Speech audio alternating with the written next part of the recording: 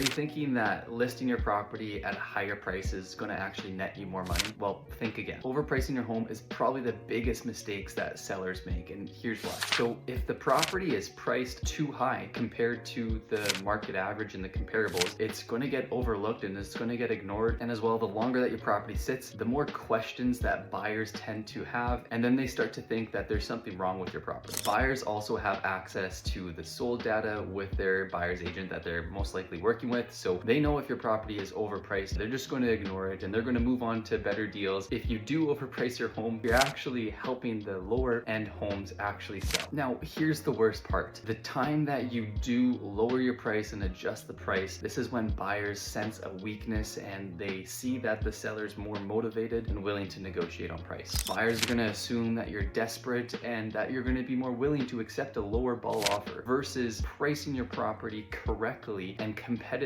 on day one, driving up the demand and theoretically, ideally getting an above ask list price for much more than compared to if you started at a high list price. Price your property just slightly below the market and then you drive up the amount of interest. If you're considering selling in this competitive market and want to capitalize on the absolute most amount of money for your house, feel free to send me a DM and I'll let you know exactly what I would price your house at in today's market.